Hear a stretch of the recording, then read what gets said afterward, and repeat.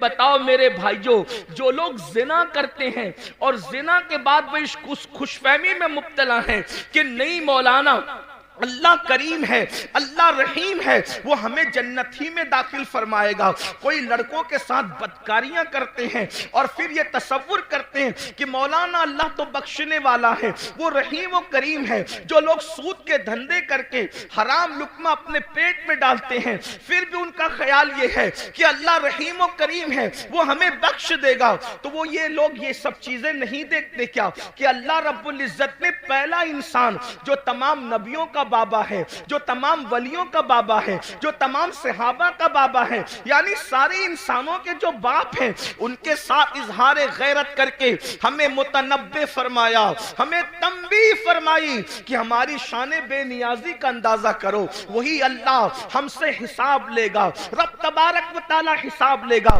अब बताओ मुसलमानों, हमने हिसाब की क्या तैयारी की है? अच्छा पर्चा भी आउट कर अल्लाह हमसे क्या पूछेगा, क्या क्या पूछेगा? तो कुरान कहता है फमन यामल मिस्काला ज़र्रतिन खैरन यरा वमन यामल मिस्काला ज़र्रतिन शर्रन यरा। एक जर्रा बराबर नेकी की होगी, अल्लाह तुमसे वो भी पूछेगा। जर्रा बराबर जुर्म किया होगा, अल्लाह तुमसे वो भी पूछेगा। आइए, मुझे बहुत पूछने पर बहुत बड़ी बात याद आ गई है, आप सबकी तवज्जो चाहता हूं। बहुत खूबसूरत अंदाज में आप लोग सुन रहे हैं, तो दिल चाहता है कि कुछ खूबसूरत बातें आपके सामने खोली जाए, क्योंकि आप अच्छे से सुन रहे हैं। इसलिए कि जहां मजमा सुनने वाला हो तो दिल चाहता है कि कुछ दिल की बातें कही जाए। यूं तो सुनने के लिए सभी आते हैं, लेकिन आपका बड़ा अच्छा अंदाज है सुनने का। अल्लाह किससे क्या पूछ सकता है, इस बारे में कोई बेनियाज नहीं। वो किसी से भी कुछ भी पूछ सकता है, किसी से भी कुछ भी पूछ सकता है। इस सिलसिले में एक रिवायत सीरत की तमाम किताबों में लिखी हुई है। अब बहुत ध्यान से सुनना, आने जाने वालों पर ध्यान देने की बजाय अब आप मेरी गुफ्तगू की तरफ ध्यान दें। सीरत की किताबों में सब ने ये वाकया लिखा है। इब्ने इसहाक को भी ले लें और उनके बाद सारे सीरत निगार, कमोबेश अल्फाज की कमी ज्यादती के हवाले से, लेकिन वाकया यही है जिसका मफहूम पेश किया जा रहा है। लेकिन मैं जहां से पेश कर रहा हूं आपके सामने, वो इब्ने मुंजरी के हवाले से मैं पेश कर रहा हूं बतौर मफहूम। अब गौर करें, इस रिवायत के रावी है सैयदना सिद्दीक अकबर रदी अल्लाह तआला, अफजलुल बशर बादल अंबिया बितहकीक सैयदना सिद्दीक अकबर रदी अल्लाह तआला। यूं तो सिद्दीक अकबर की से रिवायतें बहुत कम मरवी है, लेकिन सिद्दीक अकबर से जो रिवायतें हैं उन रिवायतों का भी कोई जवाब नहीं।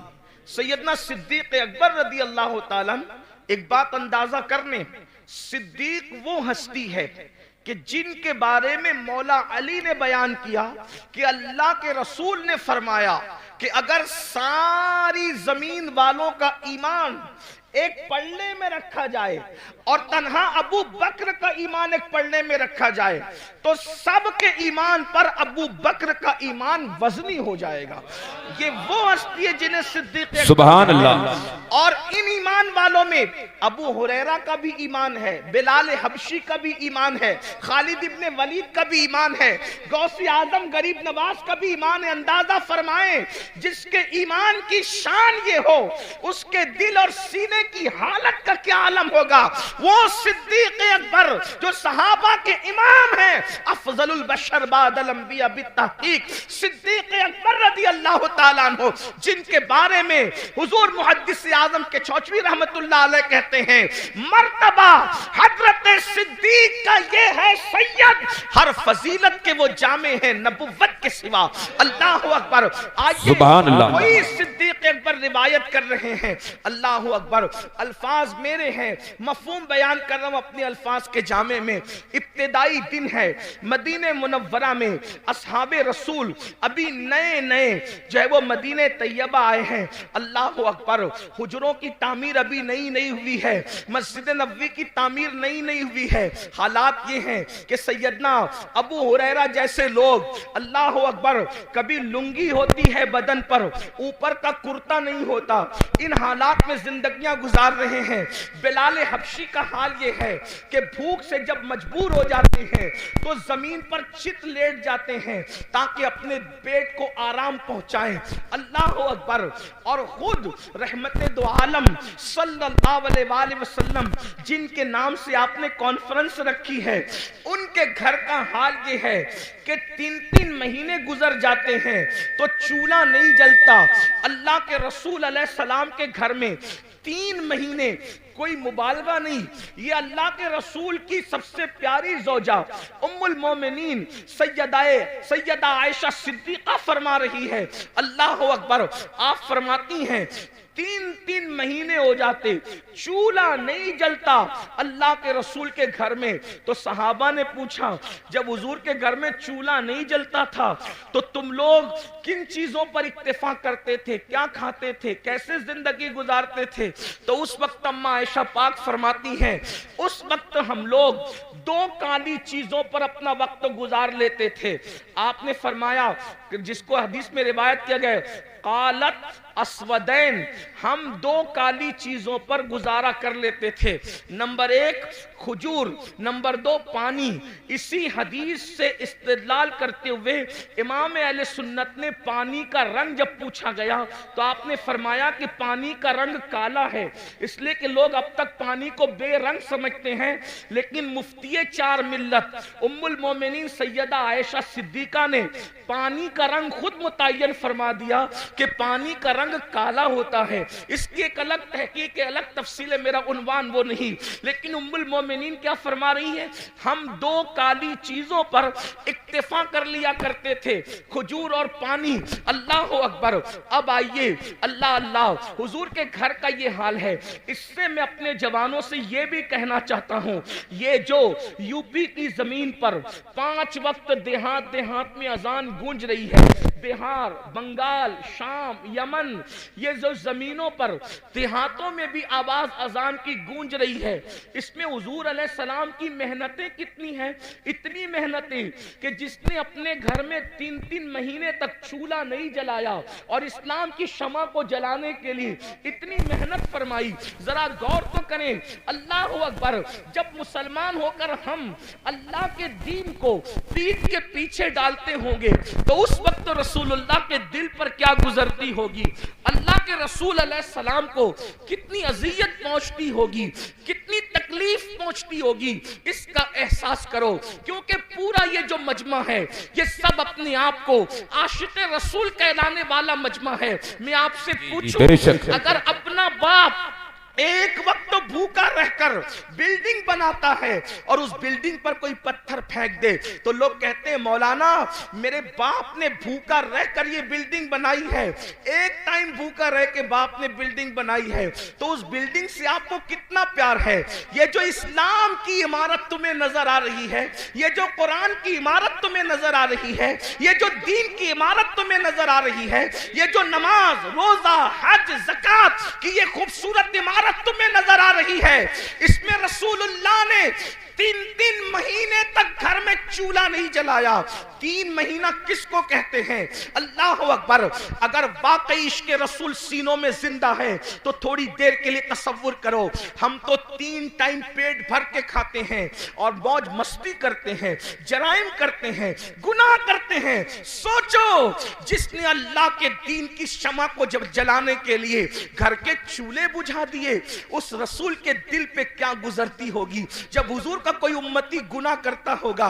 आज मुसलमान कितनी सादगी से कहता है, मौलाना हम लुट रहे हैं, हम पिट रहे हैं, हम तबाह हो रहे हैं, हम बर्बाद हो रहे हैं। मैं एक वजह बयान करूं, जो कौम कब्र अनवर में अपना नबी का दिल दुखाए वो कौम लुटेगी नहीं तो कौन लुटेगा, वो कौम पिटेगी नहीं तो कौन पिटेगा, वो कौम तबाह ना होगी तो कौन तबाह होगा, वो कौम बर्बाद ना होगी तो कौन बर्बाद होगा। लोग कहते हैं काश हजरत सुलेमान अलैहिस्सलाम की दुनिया में हुकूमत होती तो आज क्या दिन होते। मैं आपसे कहूं, अगर फिरौन की हुकूमत ना भी होती और हजरत सुलेमान की हुकूमत आज होती तो आपको बताऊं आपके साथ वही कुछ किया जाता जिसके आप मुस्तहिक है। क्यों? अल्लाह को यह कब गवारा है कि उसके महबूब का दिल एक दिन में हजारों बार तुम छलनी करो और अल्लाह तुम पर रहमतों की बरसात बरसाए, रहमतों की बरखा बरसाए। मुसलमानों याद रखना, दुनिया में जो होता है अल्लाह की मर्जी के बगैर नहीं होता। आज हमारे घरों से धुआं न उठता अगर हम हुजूर का दिल न दुखाते। माँ का जो दिल दुखाए, मरते वक्त उसकी जबान पे कलमा नहीं आता। माँ का जो दिल दुखाए वो दुनिया में जलील होता है। जब माँ का दिल दुखाने वाले का अंजाम ये है तो रसूलुल्लाह का दिल जो कब्र अनवर में दुखाते हैं, अपने आप में डूब कर सोचो एक दिन में कितनी मर्तबा मेरे नबी का दिल दुखाते हो। जो रसूल जानवर का भी दिल दुखाने से मना करे, जो नबी पिस्सू और मक्खी पर जुल्म करने से मना करे, जो रसूल मुर्गी और कुत्ते और बिल्ली पे जुल्म करने से मना करे, तुम अपने नबी का दिल छलनी कर रहे हो अल्लाह, और फिर उस पर तुम ये तमन्ना करते हो कि ये होगा वो होगा। मुसलमानों, सैयदना फारूक आजम रिवायत करते हैं, जिसको फकीह अबुल्लाह समरकंदी ने लिखा कि तुम छोटे से छोटा भी गुनाह करते हो तो उससे हुजूर का दिल दुखता है, उससे हुजूर का अल्लाह। सोचो, अल्लाह कब्र में नबी का इतना ख्याल फरमाए कि 70,000 फरिश्ते सुबह को भेजे कि शाम तक तुम दुरूद पढ़ो महबूब पर, और 70,000 शाम को भेजे कि तुम सुबह तक दुरूद पढ़ो मेरे नबी पर। अल्लाह खुद भी दुरूद भेजे, फरिश्तों को भी दुरूद भिजवाए कि तुम भी दुरूद भेजो, और एक बार जो फरिश्ता आ जाए दोबारा। बहसियत मुसलमान हमारा ये बुनियादी अकीदा है कि मरने के बाद हमें उठाया जाएगा। ये अकीदा इतना वाज़े है कि तकरीबन 70% कुरान इसी की वजाहत कर रहा है। तकरीबन कुरान मुकद्दस का 1/3 हिस्सा, कुरान मुकद्दस की 70% आयतें इस अकीदे आखिरत के बारे में बार बार इसको दोहरा रहा है। और मक्के के लोग इसी के मुनकिर थे। वो हड्डियां उठा करके लाते और कहते कि क्या मोहम्मद अरबी कहते हैं कि इनके अंदर जान पड़ जाएगी। जो हड्डियां पिघल चुकी हैं जमीन के अंदर, क्या उनको फिर से दोबारा जिंदा किया जाएगा। कुरान ने अलग अलग रंग में मरने के बाद उठने की दलीलें पेश की। एक मकाम पर तो ये फरमाया कि जिसने पहली मर्तबा पैदा किया उसको दूसरी मर्तबा पैदा करने में क्या हर्ज है, पहली मर्तबा भी तो उसी ने पैदा किया। बल्कि कहीं पर फरमाया कि तुम लोग इनकार करते हो, कैफ़ तकफुरून बिल्लाहि अमवात, कि तुम इनकार करते हो, अल्लाह का इनकार करते हो जबकि तुम मुर्दा थे, जबकि तुम मुर्दा थे। फिर अल्लाह रब्बुल इज्जत दलील देता है कि फिर उसने तुम्हें जिंदा किया और फिर तुम्हें मारेगा, और अल्लाह तबारक व ताला फिर तुम्हें जिंदा फरमाएगा। अलग अलग अंदाज से कुरान मुकद्दस ने जो है वो बासे बादल मौत के अकीदे को बहुत वजाहत के साथ बयान फरमाया। और ये हमारा बुनियादी अकीदा है। जैसे अल्लाह का इनकार करने वाला मुसलमान नहीं रह जाता, वैसे मरने के बाद उठाए जाने का इनकार करने वाला भी मुसलमान नहीं रह जाता। ये अकीदा आखिरत इतना जरूरी है, और कहीं ना कहीं इस अकीदे को हम अपने दिलो दिमाग के अंदर अमली तौर पर मद्दिम कर रहे हैं या उसको भूलते जा रहे हैं। पूरी दुनिया के अंदर आप जायजा ले लें कि जितने भी जराइम हैं, जितने भी गुनाह हैं, सबका जो बुनियादी तौर पर उसकी वजह अगर नजर आएगी तो ये कि इंसान मरने के बाद उठाए जाने का जो बुनियादी अकीदा है उसको भूलता जा रहा है, उसको फरामोश करता जा रहा है। अगर दुनिया के अंदर बदकारी आम हो रही है तो कहीं ना कहीं सबसे बड़ी वजह यह है कि मरने के बाद उठना और उठने के बाद जवाब देना, उसका अकीदा कहीं ना कहीं दिलों के अंदर मध्यम पड़ता जा रहा है। इसलिए कि जब एक इंसान ये सोच ले, अल्लाह अकबर, सिर्फ एक छोटा सा बच्चा ये सोच ले कि मेरे इम्तिहान होने वाले हैं, तो बच्चा भी बुजुर्गों से मिलता है। वो बच्चा जिसका पूरा अकीदतों का महवर चॉकलेट है, जिसकी पूरी मोहब्बतों का महवर खिलौना है, लेकिन जब इम्तिहानात के दिलों में मिलता है तो अपने बुजुर्गों को कहता है दुआ करिए कि मैं पास हो जाऊं, दुआ करिए कि मुझे कामयाबी मिल जाए। मुझे बताएं, अगर इम्तिहान पर यकीन एक छोटे से बच्चे को हो जाए तो वो बच्चा भी उसकी फिक्र करने लगता है कि नतीजा क्या आएगा। मुसलमानों बताओ तो सही, अगर बच्चे को इम्तिहान का यकीन हो जाए और फेल होने और पास होने के फवायद और नुकसानात पता चल जाए तो वो बच्चा पूरी ताकत झोंक देता है कि मैं किसी तरह से इम्तिहान में कामयाब हो जाऊं। छोटे बच्चे इम्तिहान के दिनों में खेलना कूदना छोड़ देते हैं, रातों को स्टडी करने लगते हैं, रात जगना शुरू कर देते हैं। अल्लाह अकबर, क्या हम अपने बच्चों से भी गैर गुजरे हो गए? उन्हें इम्तिहान के ख्याल ने खेलने से बाज रखा है, उन्हें इम्तिहान के ख्याल ने कूदने से बाज रखा है, उन्हें इम्तिहान के ख्याल ने सोने से बाज रखा है। मुसलमानों, अपना भी तो एक इम्तिहान होने वाला है और इम्तिहान लेने वाला एग्जामिनर कौन है? वो अल्लाह रब्बुल इज्जत है और वो खुद फरमाता है अया सबुल इंसान अय्युतरका सुदा, क्या इंसान ये तसव्वुर करता है कि उससे हिसाब नहीं लिया जाएगा? नहीं नहीं, बल्कि इंसान तुझसे हिसाब लिया जाएगा। अल्लाह अकबर, अंदाजा फरमाए, और हिसाब कौन लेगा? अल्लाह तबारक व तआला, दुनिया का एग्जामिनर। अल्लाह अकबर, रिश्वत ले करके इंसान को छोड़ सकता है। दुनिया का एग्जामिनर दबाव में आकर के कुछ नंबरात बढ़ा सकता है, लेकिन वो एग्जामिनर तो ऐसा है, अल्लाह अकबर, उसकी शान बेनियाजी का अंदाजा करो। अब जरा तवज्जो फरमाना, उसकी शान बेनियाजी का अंदाजा करो।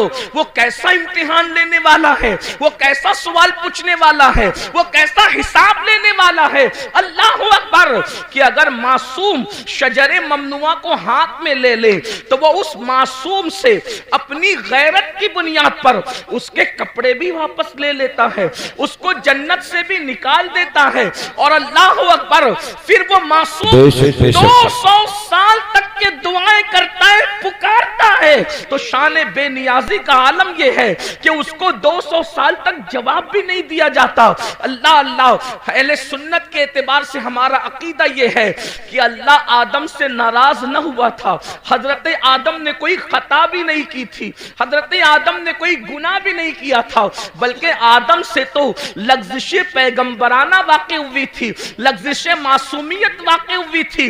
उसके बावजूद भी उस पहले इंसान को जन्नत से निकालकर कपड़े वापस लेकर, जरा यहां पर मैं आप सबकी तवज्जो चाहता हूं, इब्ने अब्बास से लेकर मुफ्ती अहमद यार खान नईमी तक आप किसी की भी तफसीर उठा करके पढ़ लें, हजरत आदम को सिर्फ जन्नत से बाहर नहीं किया गया, के जन्नत का लिबास भी वापस ले लिया गया।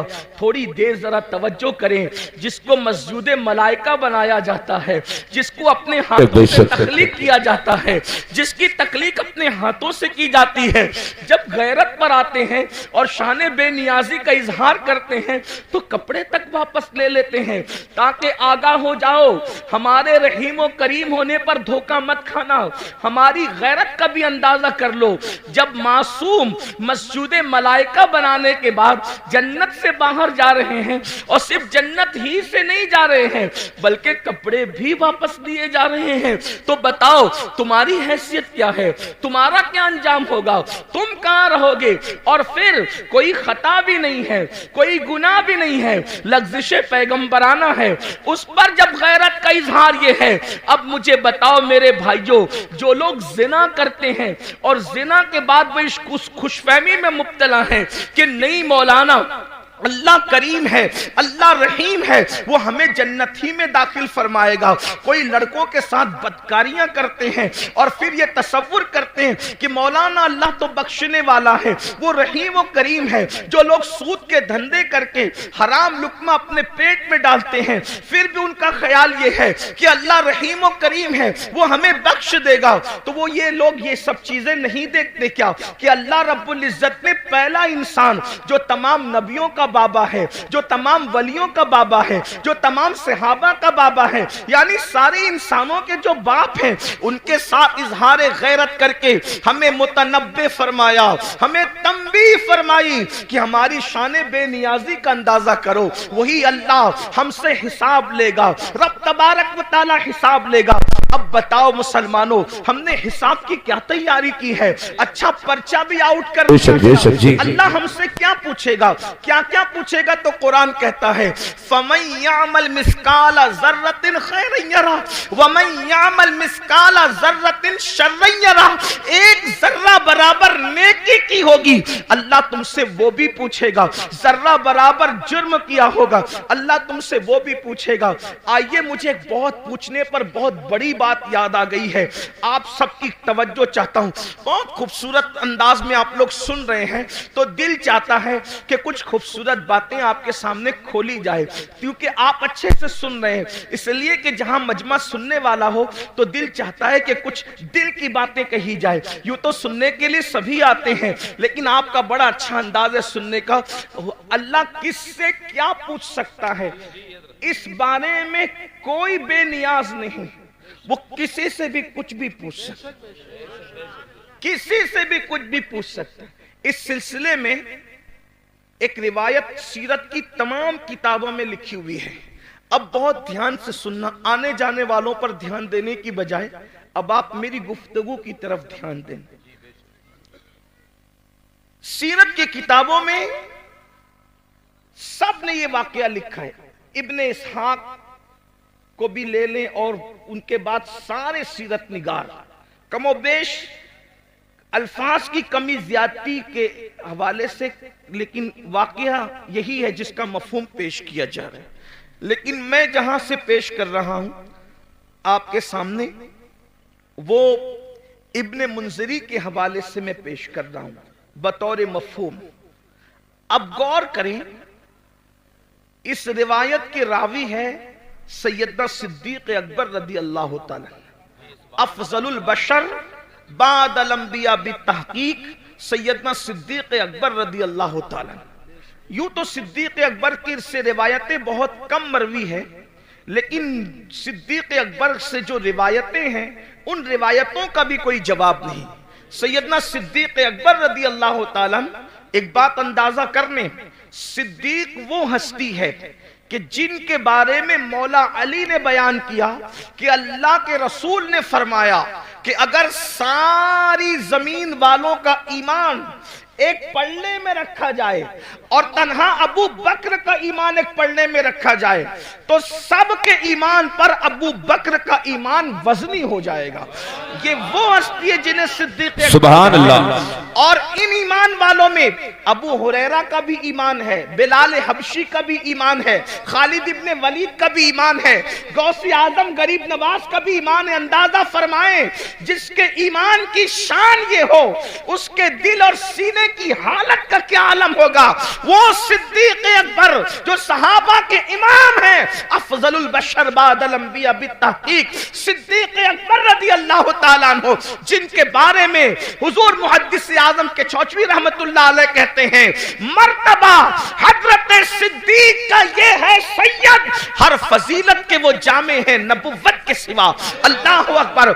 आइए, कोई सिद्दीक सिद्दीक़ अकबर रिवायत कर रहे हैं। अल्लाह अकबर, अल्फाज मेरे हैं, मफ़हूम बयान कर रहा हूँ अपने अल्फाज के जामे में। इब्तिदाई दिन है, मदीने मुनव्वरा में असहाबे रसूल अभी नए नए जो है वो मदीने तैयबा आए हैं। अल्लाह अकबर, हुजरों की तामीर अभी नई नई हुई है, मस्जिद नबवी की तामीर नई नई हुई है। हालात ये हैं कि सैयदना अबू हुरैरा जैसे लोग, अल्लाह अकबर, कभी लुंगी होती है बदन पर, ऊपर का कुर्ता नहीं होता, इन हालात में जिंदगियां गुजार रहे हैं। बिलाल हबशी का हाल ये है कि भूख से जब मजबूर हो जाते हैं तो जमीन पर चित लेट जाते हैं ताकि अपने पेट को आराम पहुंचाएं। अल्लाह अकबर। और खुद रहमत दो आलम सल्लल्लाहु अलैहि वसल्लम जिनके नाम से आपने कॉन्फ्रेंस रखी है, उनके घर का हाल ये है कि 3-3 महीने गुजर जाते हैं तो चूल्हा नहीं जलता। अल्लाह के रसूल अलैहि सलाम के घर में 3 महीने, कोई मुबालगा नहीं, ये अल्लाह के रसूल की सबसे प्यारी ज़ौजा उम्मुल मोमिनीन सैयदा आयशा सिद्दीक़ा फरमा रही है। अल्लाह अकबर। आप फरमाती हैं 3-3 महीने हो जाते, चूल्हा नहीं जलता अल्लाह के रसूल के घर में। तो सहाबा ने पूछा, जब हुजूर के घर में चूल्हा नहीं जलता था तो तुम लोग किन चीजों पर इत्तेफा करते थे, क्या खाते थे, कैसे जिंदगी गुजारते थे? तो उस वक्त अम्मा आयशा पाक फरमाती हैं, उस वक्त हम लोग 2 काली चीजों पर अपना वक्त गुजार लेते थे। आपने फरमाया, जिसको हदीस में रिवायत किया गया, कालत अस्वदैन, हम 2 काली चीजों पर गुजारा कर लेते थे। नंबर 1 खजूर, नंबर 2 पानी। इसी हदीस से इस्तेदलाल करते हुए इमाम अहले सुन्नत ने पानी का रंग जब पूछा गया तो आपने फरमाया कि पानी का रंग काला है, इसलिए कि लोग अब तक पानी को बेरंग समझते हैं। लेकिन मुफ्ती 4 मिल्लत उम्मुल मोमिनीन सैयदा आयशा सिद्दीक़ा ने पानी का रंग खुद मुतय्यन फरमा दिया कि पानी का रंग काला होता है। इसकी एक अलग तहकीक, अलग तफसील है, मेरा उन्वान वो नहीं। लेकिन उम्मुल मोमिनीन क्या फरमा रही है, हम 2 काली चीजों पर इक्तिफा कर लिया करते थे, खजूर और पानी। अल्लाह अकबर। अब आइए, अल्लाह अल्लाह, हुजूर के घर का ये हाल है।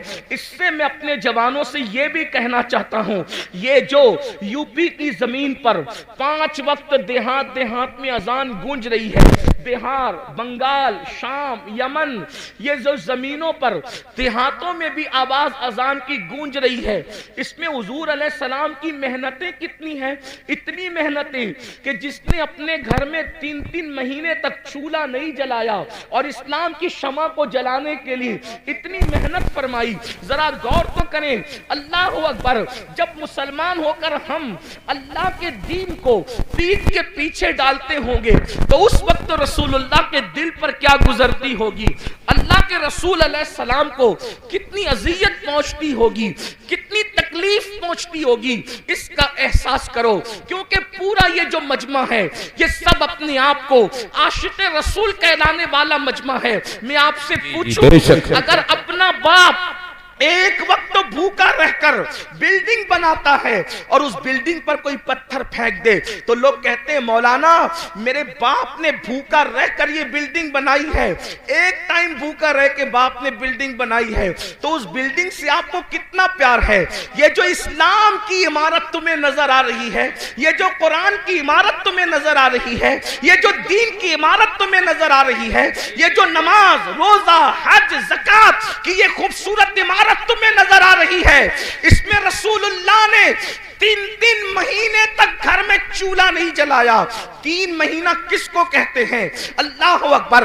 अगर वाकई इश्क़ रसूल सीनों में जिंदा है तो थोड़ी देर के लिए तसव्वुर करो, हम तो 3 टाइम पेट भर के खाते हैं और मौज मस्ती करते हैं, जराइम करते हैं, गुनाह करते हैं। सोचो, जिसने अल्लाह के दीन की शमा को जब जलाने के लिए घर के चूल्हे बुझा दिए, उस रसूल के दिल पे क्या गुजरती होगी। जब हुजूर का कोई उम्मती गुनाह करता होगा।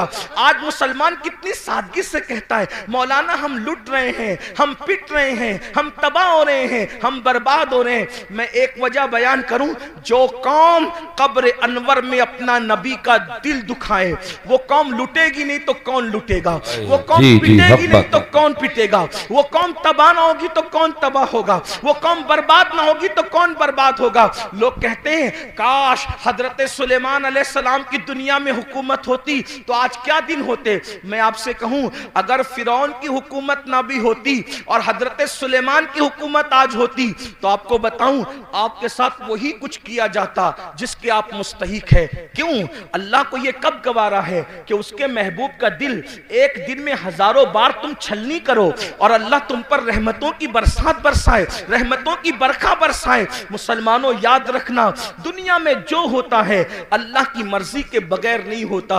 आज हमारे घरों से धुआं न उठता अगर हम हुजूर का दिल न दुखाते। माँ का जो दिल दुखाए, मरते वक्त उसकी जबान पे कलमा नहीं आता।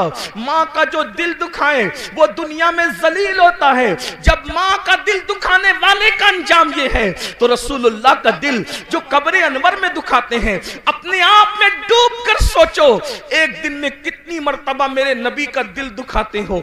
जो रसूल जानवर का भी दिल दुखाने से मना करे, जो नबी पिस्सू और मक्खी पर जुल्म करने से मना करे, जो रसूल मुर्गी और कुत्ते और बिल्ली पे जुल्म करने से मना करे, तुम अपने नबी का दिल छलनी कर रहे हो अल्लाह। और फिर उस पर तुम ये तमन्ना करते हो कि ये होगा वो होगा।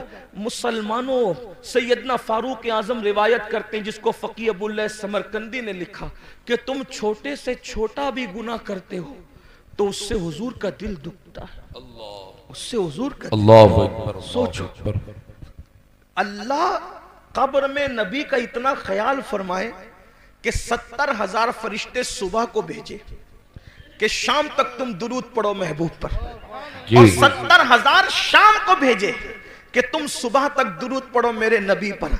अल्लाह खुद भी दुरूद भेजे, फरिश्तों को भी दुरूद भिजवाए कि तुम भी दुरूद भेजो। और एक बार जो फरिश्ता आ जाए दोबारा फिर वो आ नहीं सकता। और हम क्या भेज रहे हैं? जिना के तीर, दाढ़ी मुड़ाकर तीर, गाने सुनकर तीर, औरतों पे जुल्म करके तीर, गुनाहों को करके तीर। सोचो, जो कौम, ऐसी भी कौम दुनिया में कोई गुजरी है जो अपने नबी का दिल छलनी करे, नबी के दिल पे नश्तर लगाए? सोचो, वो दिल, जिस दिल का ख्याल कुदरत को इतना है कि सिर्फ नजरें उठ जाए हसरत से तो अल्लाह किबला बदल दे और बता दे कि मैं बेनियाज होकर तेरी खुशी के लिए किबला बदल सकता हूं, तो वो बेनियाज होकर किबला बदल दे और हम मजबूर और गुलाम होकर अपनी जिंदगी नहीं बदल सकते, जिंदगी में तब्दीली नहीं ला सकते। हजारों की महफिलें जमा हो रही है तकरीर सुनने के लिए, जिंदगी बदलने कितने आ रहे हैं, जिंदगी तब्दील करने कितने आ रहे हैं। बस इतना ही अर्ज करना चाहता हूं, यही तो हमारा रोना है कि हम सबके दिल का ख्याल करते हैं। दुकान बंद करके शादी में क्यों जा रहे हो? पता है यार, दोस्त के बेटे की शादी है, मेरा यार नाराज ना हो जाए। समधी के घर दुकान बंद करके मैयत में इसलिए जा रहे हो यार, मेरे समधी के बाप की मैयत है, कहीं वो नाराज ना हो जाए। समधी की खुशी के लिए दुकान बंद हो सकती है, दोस्त की खुशी के लिए दुकान बंद हो सकती है, रसूलुल्लाह की खुशी के लिए क्या नमाज के वक्त तो दुकान बंद नहीं हो सकती? बताओ तो सही मुसलमानों, सबकी खुशी का ख्याल कर रहे हो, नबी की खुशी का ख्याल कब करोगे? सबके ही बुलावे पर जा रहे हो, नबी के बुलावे पर कब आओगे? ये मौजिन जो 5,000 रुपये को तुमने रखा है, ये उसकी आवाज नहीं है, आवाज उसकी है, मगर वो नबी का नुमाइंदा बनकर तुम्हें बुला रहा है। हय्या अलस सलाह, आओ नमाज के लिए। उस आवाज को मामूली मत समझना, इसलिए कि वो रसूलुल्लाह का मुकर्रर करदा नुमाइंदा है जो 5 वक्त बुला रहा है। वरना अजान का मकसद तो सिर्फ इतना ही है, हय्या अलस सलाह, बस हैया अलस सलाह के अलावा अजान का मकसद क्या है? मगर अजान शुरू कहां से होती है? अल्लाहु अकबर, अल्लाहु अकबर। यानी नमाज के लिए बुलाने वाला शुरू कर रहा है। मुझे जिसने खड़ा किया है, जिसका मैं नुमाइंदा बन करके तुम्हें बुला रहा हूं, वो कोई मामूली हस्ती नहीं। अल्लाहु अकबर, अल्लाहु अकबर। अल्लाह सबसे बड़ा है, अल्लाह सबसे बड़ा है। ज़हन में सवाल आता है, जब अल्लाह सबसे बड़ा है तो वो है कैसा? अशहदु अल्ला इलाहा इल्लल्लाह, अल्लाह के सिवा कोई माबूद नहीं है। उसकी निशानी क्या है? अशहदु अन्ना मुहम्मदुर रसूलुल्लाह, मोहम्मद अल्लाह के रसूल सबसे बड़ी निशानी है। बोलना क्या चाहता है? हैया अलस सलाह, आओ नमाज की तरफ। नमाज की तरफ आऊंगा तो क्या मिलेगा? हैया अलल फलाह, नमाज के लिए आना तेरा काम है। कामयाबी अता करना उसके करम पर। नारे तकबीर, नारे रिसालत, मसलके आला हजरत औलादे रसूल हजरत सैयद अमीरुल कादरी साहिब क़िबला।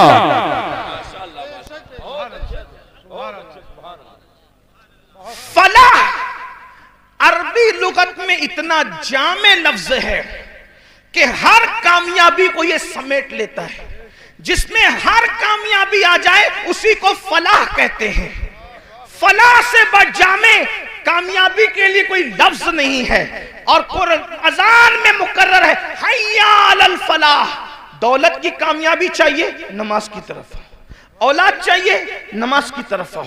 इज्जत चाहिए, नमाज की तरफ आओ। बुलंदी चाहिए, नमाज की तरफ आओ। हुकूमत चाहिए, नमाज की तरफ आओ। तिजारत चाहिए, नमाज की तरफ आओ। उम्र में बरकत चाहिए, नमाज की तरफ आओ। हत्ता के याद रखना, बड़े से बड़ा लीडर जमीन पर चमचे पालकर बाजारी इज्जत तो हासिल कर सकता है, मगर कब्र में इज्जत हासिल करना किसी के बस का नहीं है।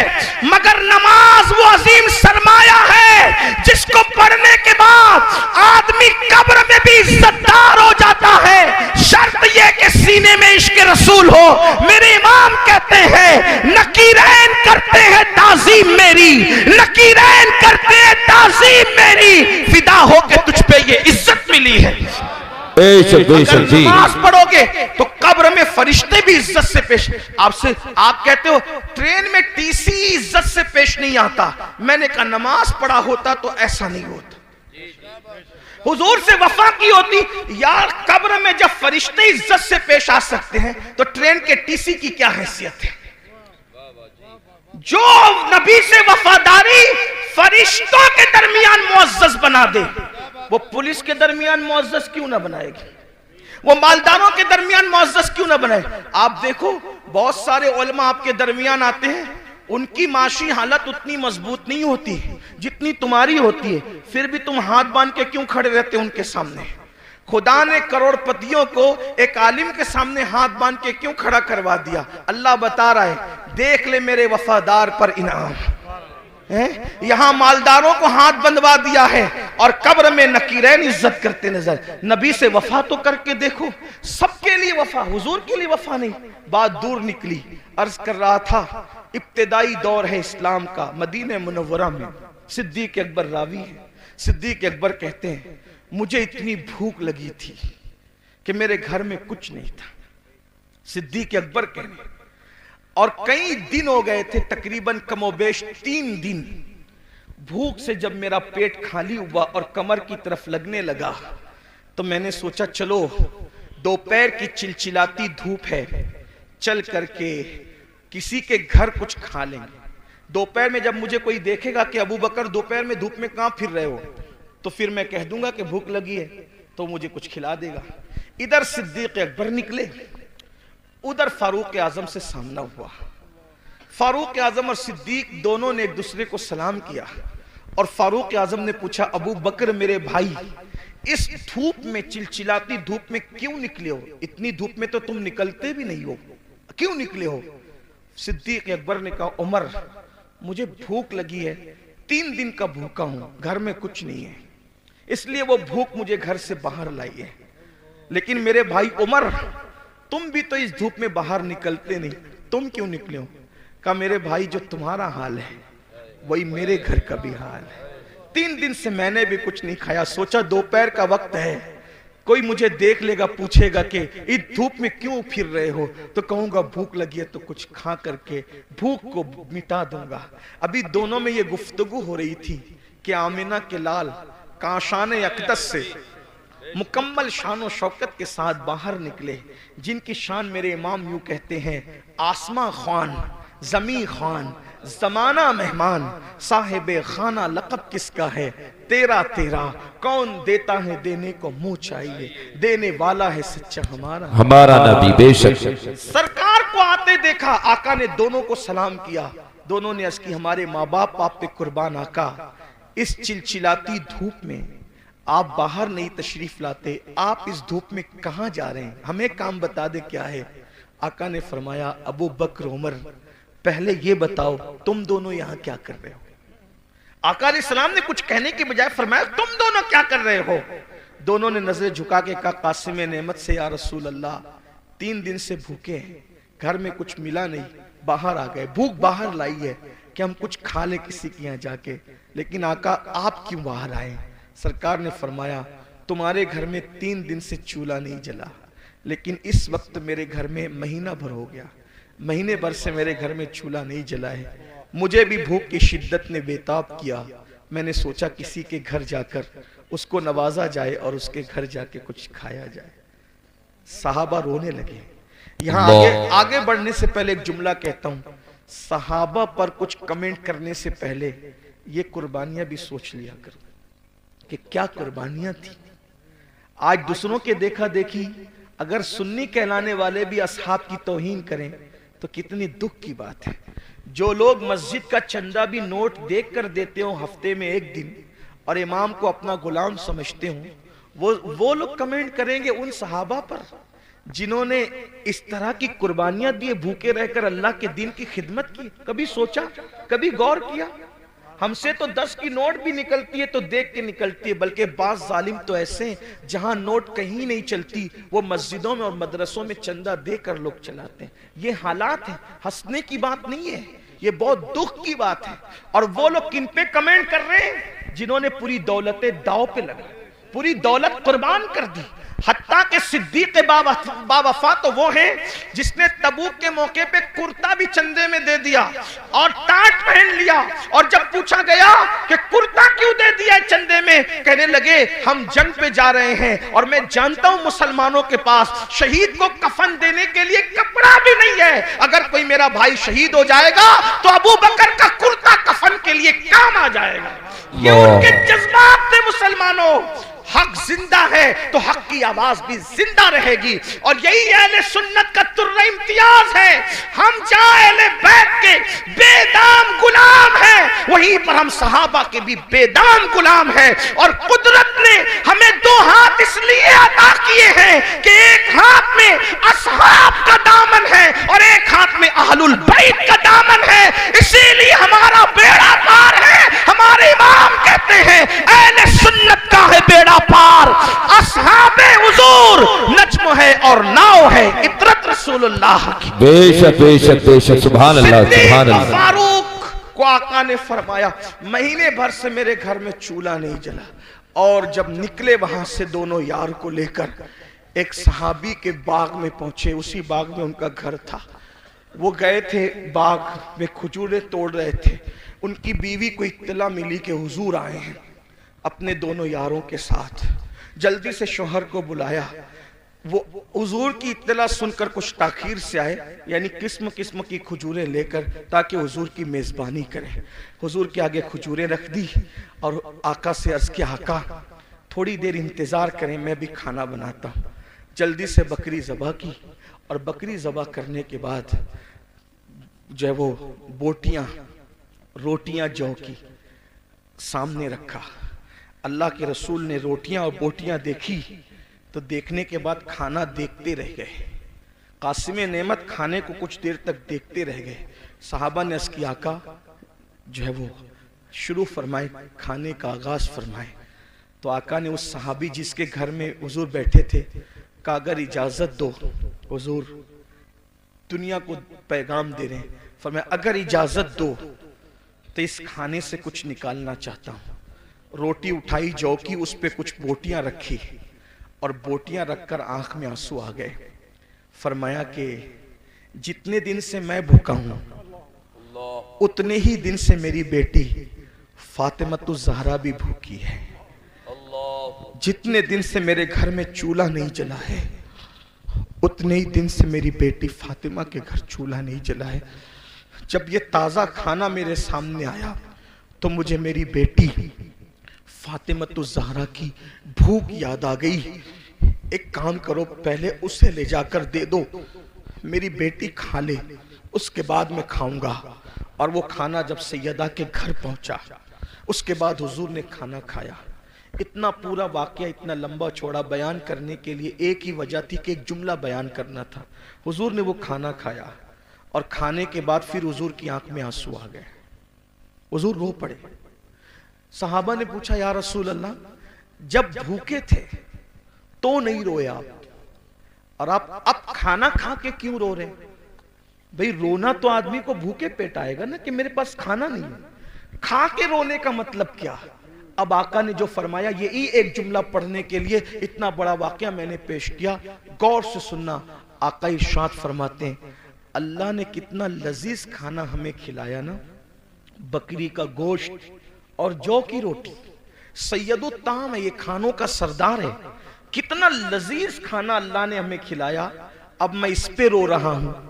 अगर क़यामत के दिन अल्लाह मुझसे इस खाने के बारे में सवाल करेगा तो मैं अल्लाह को क्या जवाब दूं?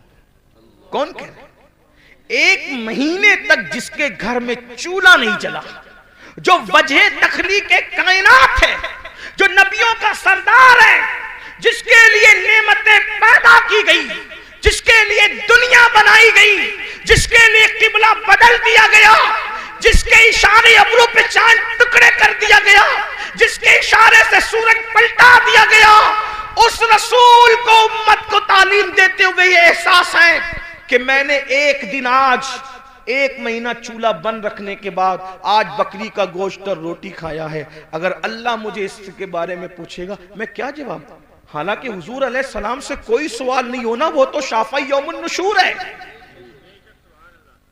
उन्हीं के इशारों पर लोग बख्शे जाएंगे। मेरे इमाम कहते हैं, मैं क्या, मेरे इसिया की हकीकत कितनी, मुझसे 100 लाख तो काफी है। इशारा तेरा बेशक से पत्ता सा उड़ा जाता है, पन्ना हल्का सही भारी है, भरोसा तेरा बेशक। जिंदाबाद जिंदाबाद। रसूल अलैहिस्सलाम को ये एहसास तालीम उम्मत के लिए बेचैन कर रहा है। अल्लाह मुझसे पूछेगा तो मैं क्या जवाब दूंगा? बताओ मेरे भाइयों, एक दिन में 2-2 मरतबा कपड़े बदलते हो, 3-3 मरतबा पेट भर के खाते। मैं मना नहीं कर रहा हूँ, खाने के लिए मना नहीं कर रहा हूँ, कपड़े पहनने के लिए भी मना नहीं कर रहा हूँ, लेकिन इतना जरूर कहना चाहता हूँ, जिस खाने के रंग में डूबकर रज़्ज़ाक़ को भूल गए हो, जिन कपड़ों के गुरूर में अल्लाह को भूल गए हो, वो हमसे पूछेगा और वो हमसे सवाल करेगा। कभी सोचा 1 हफ्ते का हिसाब अगर अपना पीर ले ले तो हम हफ्ते भर का हिसाब पीर को नहीं दे सकते। जब अल्लाह पूरी जिंदगी का हिसाब हमसे लेगा तो अल्लाह को क्या जवाब देंगे?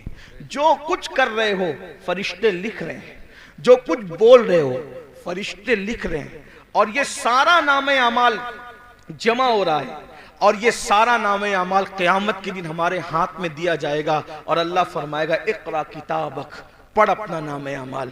जो लोग रातों को जिना की फिल्में देखते हैं, थोड़ी देर के लिए वो तसव्वुर करें कि अल्लाह का सामना होगा जैसा कि उसकी शान है। ये पढ़ सकोगे कि मैंने फलां तारीख को फलां रात 3 घंटे तक जिना की फिल्म देखी थी खुदा के सामने। वो तो आमने सामने से पाक है, लेकिन सिर्फ उसकी जैसी शान है, खुदा का सामना है। ये पढ़ सकोगे कि मैंने लड़कों के साथ बदफेलियां की थी। सोचो, तवज्जो करो। हदीस पाक तो यह है, लड़कों के साथ बदफेली करने वाला कहीं भी मरे। अल्लाह ने कुछ फरिश्ते ऐसे पैदा किए जिनकी चोंच है परिंदों की तरह, कहीं भी मरता है उसको उठाते हैं और उठाकर वहां ले जाकर फेंक देते हैं जहां कौमे लूत पर अजाब आया था। ये गंदी फिल्में यही तरफ आपको ले जा रही है। गंदी फिल्में आपको यही गंदगी की तरफ ले जा रही है, आपको एहसास नहीं है। आप तो सोचो रात है, कौन देख रहा है, अकेला हूं, कौन देख रहा है। अल्लाह इरशाद फरमाता है, हुआ माकुम ऐनमा कुंतुम, तू जहां कहीं है अल्लाह तेरे साथ है। और कितना साथ है, तो कहता है नहनु अक़रबु इलैहि मिन हब्लिल वरीद, अल्लाह तेरी शेरक से ज्यादा करीब है। और एक मकाम पे फरमाता है इन्नल्लाह काना अलैकुम रकीबा, अल्लाह तुम पर कड़ी निगरानी फरमा रहा है। मुसलमानों जरा सोचो, हलाल गिज़ा सैयदुल आलमीन वजह तखलीक कायनात खा ले तो रोए, इसके बारे में मैं अल्लाह को जवाब क्या दूंगा। हम तो गुनाह कर रहे हैं और हमें एहसास ही नहीं। अल्लाह को हिसाब भी देना है, अल्लाह को जवाब भी देना है। इमाम अहले सुन्नत आला हजरत जैसी शख्सियत कहती है, करीम अपने करम का सदका लई में बेकद्र को न शर्मा, तू और रजा से हिसाब लेना, रजा भी कोई हिसाब में है। अंदाजा तो फरमाए मुसलमानों, हम अपने आप को धोखा दे रहे हैं, हम अपने आप को तबाह कर रहे हैं, हम अपने आप को बर्बाद कर रहे हैं। आइए गुफ्तगू को समेटते हुए, दस्तारबंदी भी होनी है, मैं जल्द अपनी गुफ्तगू को समेटूंगा। कौन कौन लोग हैं, कौन कौन लोग हैं, कौन लोग हैं जो हिसाब को याद करके रोते रहे, हिसाब को याद करके रोते। सैयदुत ताइफा जुनैद बगदादी फरमाते हैं कि जो मकाम जिब्रील अलैहिस्सलाम को फरिश्तों में हासिल है, वो मकाम वलियों में हजरत बायजीद बुस्तामी को हासिल है।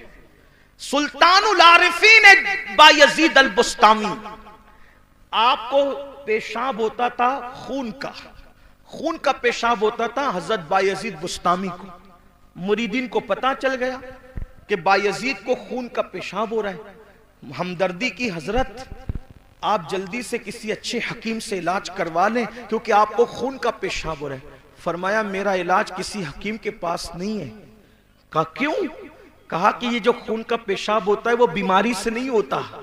बचपने में मुझसे एक गलती और गुनाह हो गया था, जब मुझे याद आता है कि अल्लाह उस गलती के बारे में मुझसे पूछेगा तो मैं अल्लाह को जवाब क्या दूंगा बचपने की उस गलती का।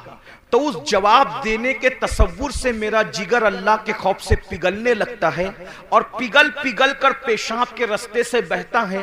तो तुमको लगता है कि खून का पेशाब हो रहा है, खून का पेशाब नहीं हो रहा है, यौमे हिसाब के खौफ से मेरा जिगर पिघल पिघल करके बह रहा है। आपसे पूछना चाहता हूं मेरे भाइयों, आखिर इतने जराइम करके इतने बेखौफ क्यों हो? आखिरत भूल गए, आखिरत का तसव्वुर भूल गए। हजरत सैयदना मारूफ अल करकी वो बुजुर्ग हैं कि गौसे पाक फरमाते हैं, सबसे ज्यादा अगर मुझे किसी मजार से फैज मिला है तो वो सैयदना मारूफ करकी का मजार है। गौसे पाक जिसके मजार पे जाकर चिल्ला करें, वो मारूफ करकी कैसे बुजुर्ग होंगे? गौस पाक कहते हैं अगर कोई हाजत पेश आए तो मारूफ करकी के वसीले से जो दुआ की जाती है अल्लाह ताला उस दुआ को कबूल फरमाता है। ये मारूफ करकी है। फरमाते हैं 40 साल हो गए मैंने आसमान की तरफ कभी नजर नहीं उठाई। 40 साल से। लोगों ने पूछा क्यों? तो फरमाया एक गुनाह हो गया था, जब वो गुनाह याद आता है तो सोचता हूं कि अल्लाह को जवाब क्या दूंगा। उसी शर्म से मैं 40 साल से आसमान की तरफ नहीं देख रहा हूं। अब मारूफ करके जिसके वसीले से गौस पाक दुआ करते हैं उनका गुनाह क्या था वो भी सुन ले, ताकि आप गलत फहमी का शिकार न रहे। फरमाते लोगों ने पूछा हजरत वो गुनाह क्या हो गया था आपसे? कोई तो गुनाह। भाई हम आज गुनाह की बात करें तो लोग अपने पे कयास करते हैं ना कि मैंने जो जो किया उसमें से कुछ हुआ होगा, तो जरा वो गुनाह भी सुन ले कि वो गुनाह क्या था। फरमाते मैं कपड़े का व्यापारी हूं, कपड़े बेचता हूं। मार्केट में मेरी दुकान थी। एक दिन मार्केट में आग लग गई, रात को आग लगी, सुबह को मैं पहुंचा तो मेरे पड़ोसियों का सबका माल जल गया था। मेरी दुकान सही सलामत थी। खुशी में मैंने कहा अल्हम्दुलिल्लाह। बस इसी गुनाह पर मैं परेशान हूं। अपनी दुकान बचने पर मैंने खुशी में अल्लाह का शुक्र अदा किया। इसी गुनाह पर मैं 40 साल से आसमान की तरफ। कहा हजरत ये भी कोई गुनाह है? फरमाया क्या तुझे नहीं पता मोमिन जो अपने लिए पसंद करता है वही अपने मोमिन भाई के लिए पसंद करता है। तो दूसरे की दुकान जलने का मुझे दुख क्यों नहीं हुआ? सुभान अल्लाह। दूसरे की दुकान जलने का मुझे दुख क्यों नहीं हुआ? अपनी दुकान बचने की खुशी क्यों हो गई? मैं सोचता हूं कि अगर अल्लाह इसके बारे में मुझसे पूछेगा तो मैं अल्लाह को क्या जवाब दूं? आखिरी बात सुनने एंड पर, चूंकि ये मदरसे का जलसा, दस्तार बंदी का जलसा। आलिम की तारीफ क्या है? आलिम कौन? वो आलिम जिसको देखकर रसूलुल्लाह को देखने का फैज मिलता है, जिससे मुसाफा करके हुजूर को देखने से हुजूर से मुसाफा करने का फैज मिलता है, जिनके चेहरे को देखना इबादत, जिनके लिए चूंटियां बिलों में दुआ करती है, जिनके लिए मछलियां दरियाओं में दुआ करती है। ये कौन आलिम लोग हैं? किसी बड़े से बड़े मदरसे से पढ़ लें, आलिम नहीं बनता। कब तक? कुरान कहता है इन्नमा यख्शल्लाह मिन इबादिहिल उलमा, अल्लाह के बंदों में अल्लाह से डरने वाले उलमा हैं। यानी जब तक उसके दिल में अल्लाह का सच्चा खौफ और खशियत पैदा नहीं होगा, वो पढ़ा लिखा तो हो सकता है मगर वो आलिम नहीं होगा। आलिम होने के लिए दिल में अल्लाह का खौफ होना जरूरी, और जो जितना बड़ा आलिम होगा वो उतना ज्यादा अल्लाह से डरने वाला होगा, उसके दिल में उतना अल्लाह का खौफ होगा। अब आइए, वो जो मेरे नौनिहाल आज दस्तार बंदी पाएंगे, उनको भी एक पैगाम और आपको भी। अपने जमाने के वो बड़े आलिम जिनको दुनिया इमामुल अइम्मा, सिराजुल उम्मा, काशिफुल गुम्मा, नौमान बिन साबित यानी इमाम आजम अबू हनीफा के नाम से हम जानते हैं, करोड़ों हनफियों का इमाम, और हनफियों में भी कौन? अब्दुल्ला इब्ने मुबारक का इमाम। अब्दुल्ला इब्ने मुबारक कौन? इमाम बुखारी के दादा उस्ताद। इमाम बुखारी के दादा उस्ताद का जो इमाम है उसे इमाम आजम कहते हैं। कौन इमाम आजम? दाता अली हुजवेरी का इमाम। कौन इमाम आजम? गरीब नवाज का इमाम। गरीब नवाज जिसके मुकल्लिद है वो इमाम आजम। महबूब इलाही जिसके मुकल्लिद है वो इमाम आजम। साबिर कलियर जिसके मुकल्लिद है वो इमाम आजम। ये शान है मेरे इमाम आजम की। इमाम आजम के बारे में आया कि जब वो कुरान पूरा करते थे तो निदा आती थी, हमने कबूल किया, तुझे बख्श दिया, तेरे मानने वालों को भी बख्श दिया। ये इमाम आजम अबू हनीफा। एक मर्तबा आपने नमाज पढ़ाई, इमाम आजम ने नमाज पढ़ाई, और नमाज में आपने सूरह जिलजाल की तिलावत की। इज़ा ज़ुलज़िलतिल अर्दु ज़िलज़ालहा व अख़रजतिल अर्दु अथक़ालहा व क़ालल इंसानु मा लहा यौमइज़िन तुहद्दिसु अख़बारहा बिअन्न रब्बका औहा लहा। ये सूरह मुबारका पढ़ी और क़यामत का और यौम हिसाब का मंजर याद आ गया तो इमाम आजम अबू हनीफा की आंखों में आंसू आ गए। और जब इस पर पहुंचे, फमन यअमल मिस्काल ज़र्रतिन खैरन यरह व मन यअमल मिस्काल ज़र्रतिन शर्रन यरह।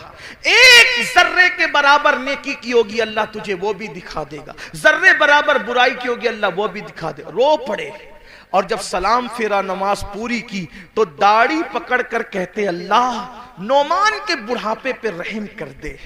तू नौमान से क्या पूछेगा और नौमान तुझे क्या जवाब दे। लीजिए, हमारी महफिल के खुसूसी खतीब, हमारे कायद, हमारे अमीर, नारे तकबीर, नारे रिसालत, मसलकी आला हजरत उलमाए अहले सुन्नत हजरत अल्लामा मुफ्ती शाकिर रज़ा नूरी, हजरत अल्लामा मुफ्ती शाकिर रज़ा नूरी, नारे तकबीर, नारे रिसालत, उलमाए अहले सुन्नत। माशाअल्लाह।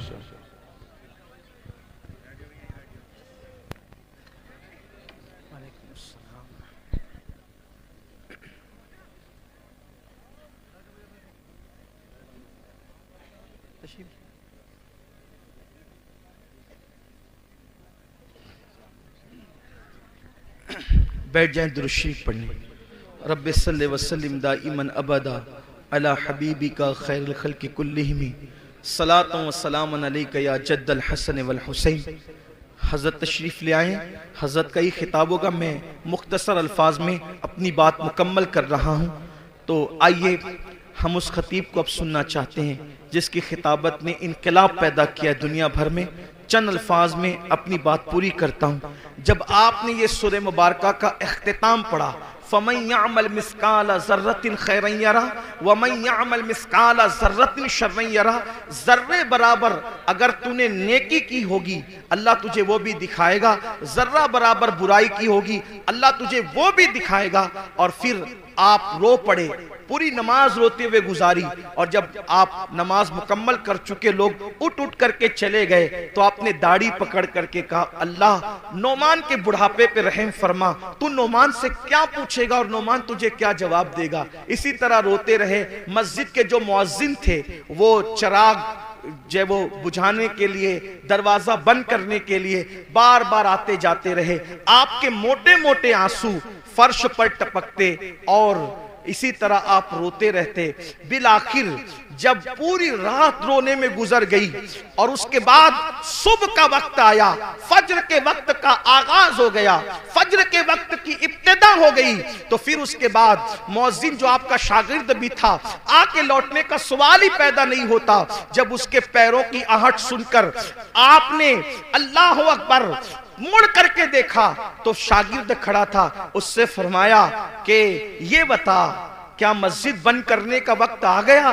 तो शागिर्द कहता है, हुजूर मस्जिद बंद करने का नहीं, अब तो मस्जिद के दरवाजे खोलने का वक्त आ गया, सुबह हो गई है, फज्र हो गई है। और आप रात भर जो है वो रोते रहे, आंसू बहाते रहे। मैं आता रहा जाता रहा, आता रहा जाता रहा। तो इमाम आजम फरमाते हैं, क्या तूने मुझे रोते हुए देख लिया?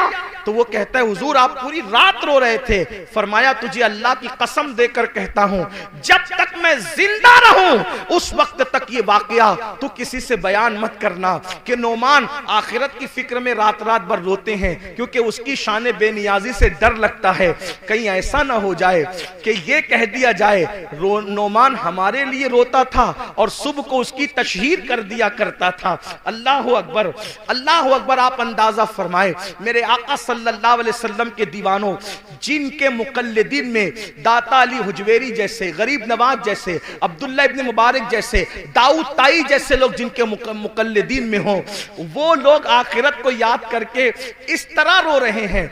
और यहां हाल ये है, 5 कलमे भी याद नहीं, नमाज का तरीका भी याद नहीं, गर्मी में इस्तिंजा की सुन्नतें क्या है और सर्दी में क्या है, किस तरह से गर्मी और सर्दी के अहकामात बदलते हैं, हमें यह भी शऊर नहीं है। वुजू किस तरह एहतियात से करना चाहिए, हमें वो भी नहीं पता। मैं तो अक्सर अपने भाइयों को कहता हूं, एक अच्छा आलिम जिसकी नजर फिक़ही मसाइल पर हो, अगर हम उससे अपना वुजू चेक करवा लें तो वो हमें नाकाम कर दें। जब आलिम के सामने हम अपना वुजू साबित नहीं कर सकते तो आलिमुल गैब के सामने हम आखिर कौन सा अमल साबित कर सकेंगे और हमारी हैसियत क्या होगी? अंदाजा तो फरमाए मेरे आका अलैहिस्सलाम के दीवानों, हालात ये हैं और हमारी कैफियत ये है कि हम जन्नत में न जाएंगे तो कौन जाएगा। हुजूर ताजुश शरिया अलैहि रहमान ने शायद हमारे लिए इसीलिए ये शेर कहा था कि मैं गुनाहगार हूं और बड़े मर्तबे की ख्वाहिश, मैं गुनाहगार हूं और बड़े मर्तबे की ख्वाहिश, मेरी तौबा ए खुदाया मेरे नफ्स की बदी है। हमारा हाल ये है, अल्लाह अकबर। इसलिए मेरे भाइयों, इतने जराइम करके हम जो बेहिसाब जन्नत के ख्वाब देख रहे हैं, कहीं ना कहीं हम खुशफहमी का शिकार है। और याद रखना, जिसके पास जितना इल्म आएगा उसके पास अल्लाह की उतनी खशियत आएगी, उतना खौफ आएगा। हम आखिरत को, हिसाब के दिन को भूल गए। कुरान कहता है, अयहसबुल इंसानु अन युत्रका सुदा, क्या तुम ये तसव्वुर करते हो तुमसे हिसाब नहीं लिया जाएगा? सबसे हिसाब लिया, जिससे चाहेंगे हिसाब लेंगे। और याद रखना, हमारे गुनाह तो बहुत दूर की बात है, अगर वो हमारे गुनाहों की बजाय हमारी नेकियों का भी हिसाब ले ले तो हम नेकियों के बारे में भी जवाब नहीं दे सकते। अल्लाह पाक सबसे पहले मुझे और आप सबको अमल की तौफीक अता फरमाए।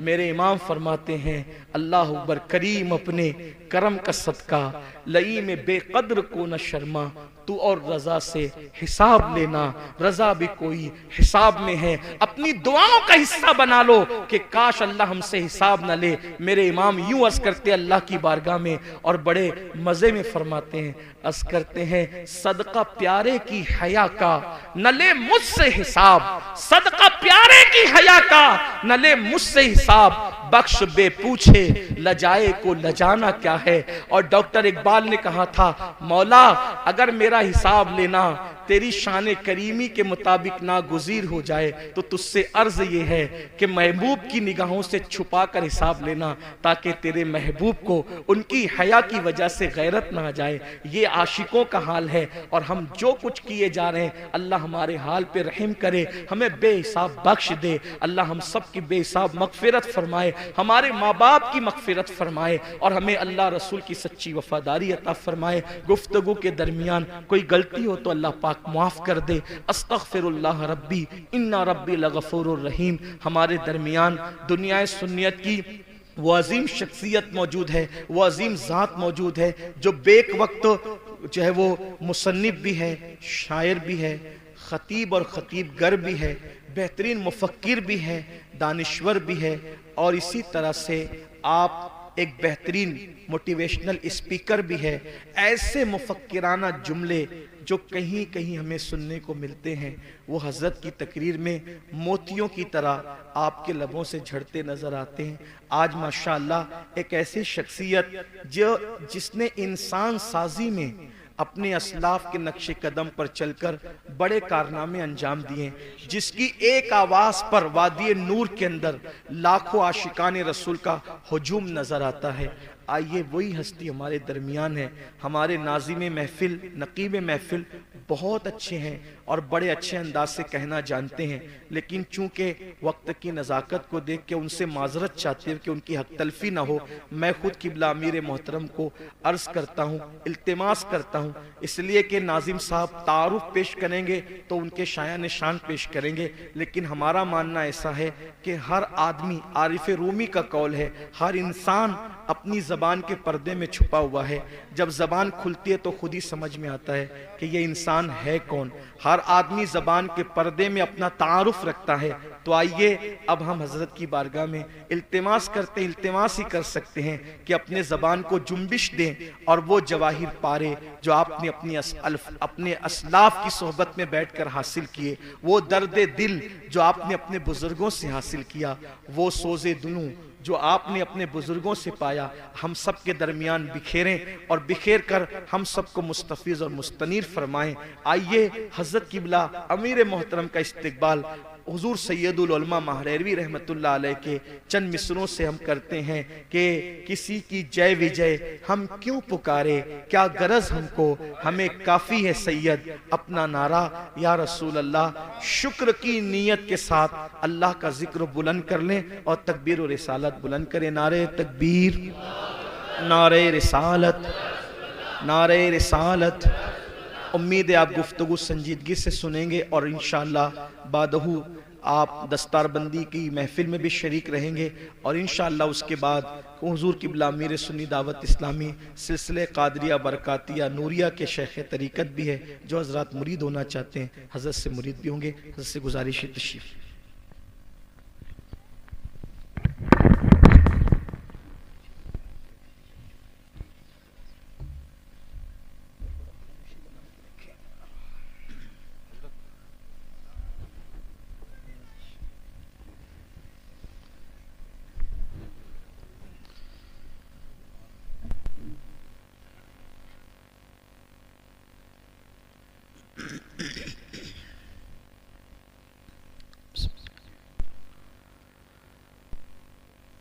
अल्हम्दुलिल्लाहि रब्बिल आलमीन